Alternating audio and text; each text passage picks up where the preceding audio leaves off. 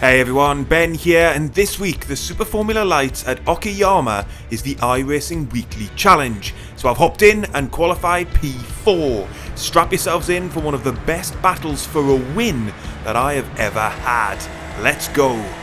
We're away then and heading towards T1. Carter Thompson in the red livery up ahead. He was on pole, but he's been tagged by Hutchinson and they're both out into T1. We've lost the spot to Bailiff and Garay leads us away. We're in P3 then.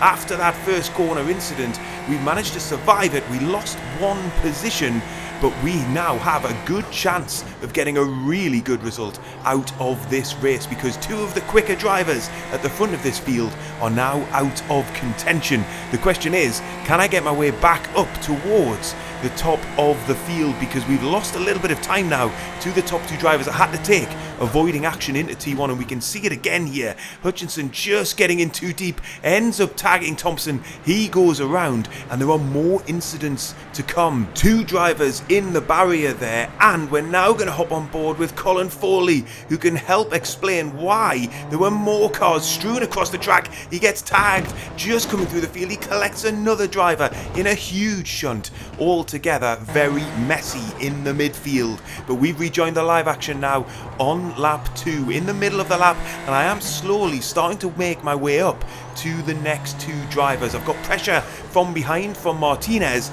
but I'm managing to now just close some laps together to try and get back in the fight for the race win here. And you can see that Bailiff is challenging Garay very closely now, but he's overcooked it. He's gone in too hot, he's span out, and I am now up into P2. Let's see that again on replay then. Bailiff following very closely, and I think he's just caught out by an early braking Garay going into the corner, and he spins out into the barrier. We rejoin the live action then on lap 4, and I have closed right in on Garay up ahead. Martinez following closely behind me as well, so this looks like it's going to be a three-way battle for the win now through the remainder of this race. You'll notice my overlays and race information is a little bit different to my other videos. I've just switched to a new PC.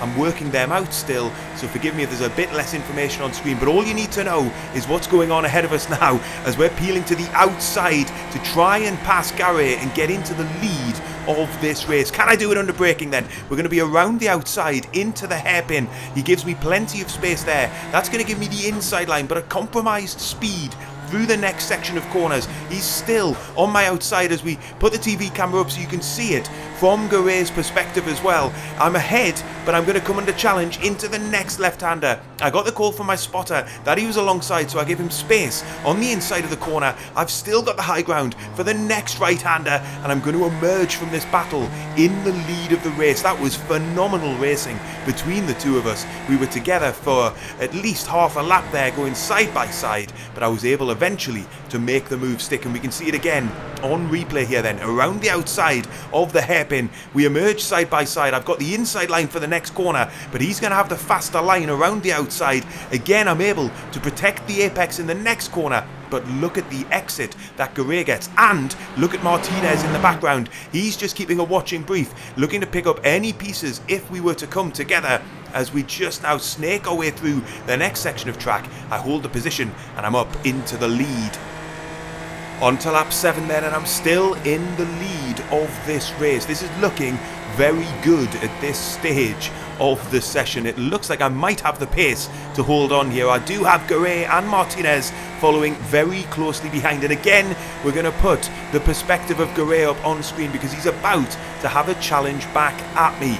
Will we see him dive down the inside? Well, I'm going to try and cover that off, but actually finds space. I wasn't defensive enough into the corner. I'm now going to have to give him room. Again, we're going to be side by side all the way through this section of corners. He tries to switch back, and it looks like it might have worked for him. He's now got the inside. He meets the apex there, and now he's ahead. Look at that. He's gotten past, and he's trying to close off the inside line. I'm going to try and fight back into the final part of the lap. We've got the apex this time around, but I'm going to be on the outside for the next corner. Fantastic racing action here for the win. Nice and clean, no contact. I'm still side by side through the very fast right-hander, but it's just not possible to hold the car around there, and we've conceded the lead of this race. But on to lap 8, and I'm going to try and fight straight back. Martinez still following extremely closely behind as well. This remains a three-way fight for the win as we come through the long right-hander. I'm in the slipstream of Garay up ahead. I'm going to try and get him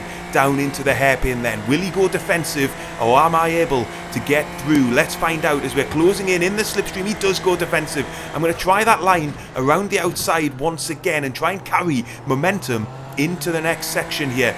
Can we make it stick? We're through again onto the apex. I am going to hold the inside line this time. He's still on my outside trying to defend, but we've gotten a slow exit and I misshift. I shift down the gears there. That's cost me a huge amount of speed and it's given Martinez the advantage. I'm not fighting for the lead anymore. I'm losing P2. I've slipped down into third place as a result of that battle and a mistake on shifting gears, which just stalled all of my pace coming out of the corner. We'll see that again here on replay, and you can see I just lose so much speed down the straight as a result of that error, and Martinez is able to take advantage, get down my inside and up into P2. On to lap 10 then, and Martinez was making quick work of getting to the front of the field. He managed to get past Garay, and now he is up into P1. Garay in P2, and I am following behind in P3, but the battle for the lead is ongoing, and I am still in close contention for it as well as we get into the hairpin, and it's Garay trying to fight back on Martinez here, but there was no room for him at the apex. He spun around, and he is out of contention in this battle. Let's see it again on replay. And it looks to me like a racing incident. The gap wasn't there for Garay. It was a little bit optimistic. He wasn't far enough alongside. So that three-way battle became a two-way battle. And we're on to the final lap now. And I'm 0.8 seconds behind Martinez. And really, it looks like that gap is going to be too big. But I am pushing hard on this final lap to try and make up space, and so is Martinez. He's locked up into the hairpin. Not many corners left now before the checkered flag, so I'm not sure I'm going to be close enough to get alongside and make a move, but we are closing in. I am faster than Martinez on this lap. That gap is coming down as we get into the final set of corners. I am now relying on a mistake from Martinez to try and give me a chance to get back up and into the lead of this race. You can see I nearly lose the car there as I'm pushing very, very hard to carry as much speed as I can. Unless Martinez makes a mistake through the final corner though, I'm going to have to settle for P2.